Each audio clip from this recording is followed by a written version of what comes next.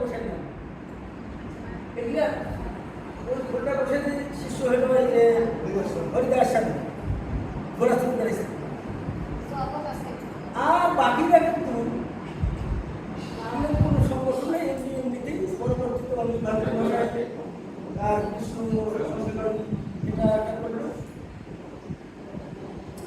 আর স্থানীয়ভাবে সংগঠন এগুলো দেখা গেছে কি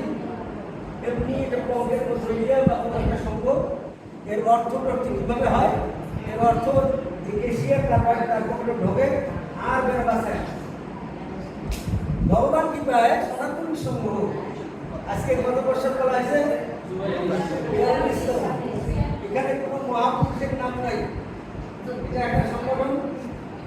আধা গণতান্ত্রিক পদ্ধতিতে চলছে সম্পূর্ণ গণতান্ত্রিক কিন্তু নয় কিছু কিছু জিনিস আছে অপন করতে হবে আর কিছু আছে জনগণের ভোটে নির্বাচিত হয় কিন্তু কিছু কিছু আছে যেটা ওনারা বেঁচে থাকে না নিজেদের থাকলে পরিচালনা করে আজকে আমরা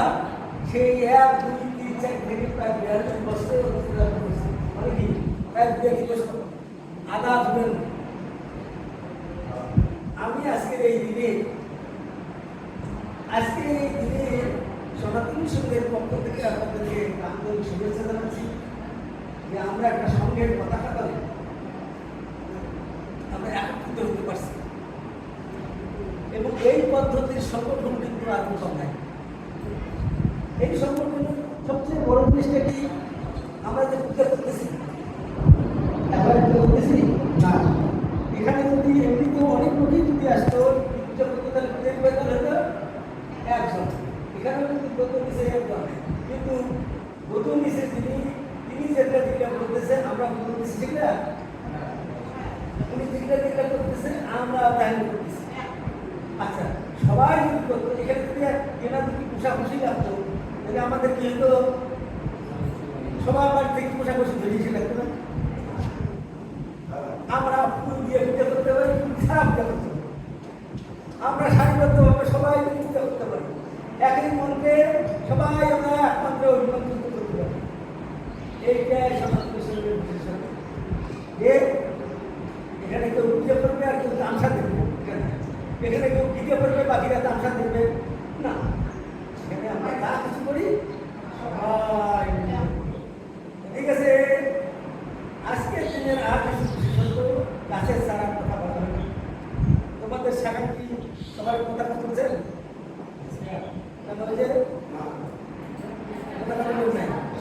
এইবার বাড়িতে দশজন পক্ষে সন্তোষ এইটা সময় শাখা অঞ্চলে মন্দির শাখা মন্দির যেখানে আজকের দিনে একটা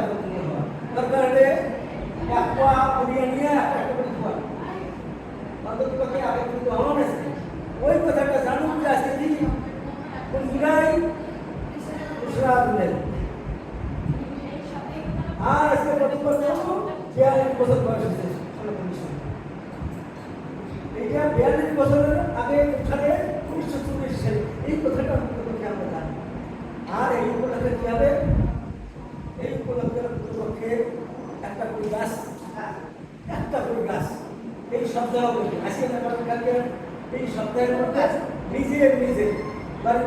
এখন 2 জন সদস্য 2টা গাছ লাগায় তোমার বাড়ির 2টা সদস্য 2টা গাছ লাগায়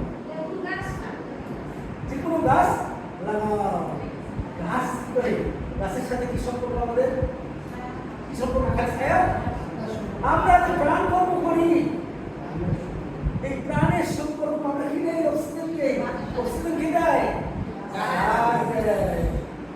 অতএব গাছের সাথে অন্য কোনো কিছু বলা হয়নি টাকা করো তারপরে অন্য কিছু করো ওইটা বলা হয়নি গাছ কেন বলা হয়েছে কারণ গাছের সাথে আমাদের কর্মের সম্পর্ক গাছের সাথে আমাদের প্রাণের সম্পর্ক গাছের সাথে আমার শরীরের সম্পর্ক গাছের সাথে আমার সব কিছু ঠিক আছে আজকে কথা না করাই আমরা যেন 3 বেলা পূজাটা সঠিকভাবে করি আমরা যেন অনুদান পূজাটা করি আর সেই সাথে আমরা যেন সংস্কার মুক্ত হয় আমাদের জরুরি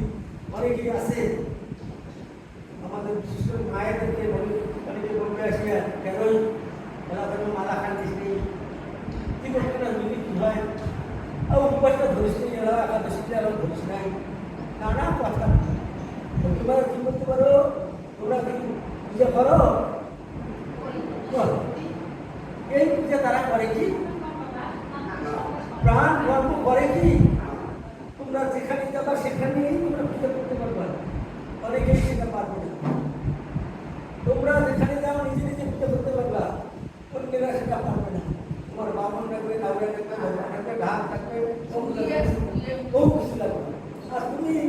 যখন তখন, এমনকি আমরা বলতে চাই এই বিষয়ে একটা কথা বলি, মায়েদের আমাদের পক্ষে কি হয়, আমাদের পিরিয়ড চলাকালীন মাসিক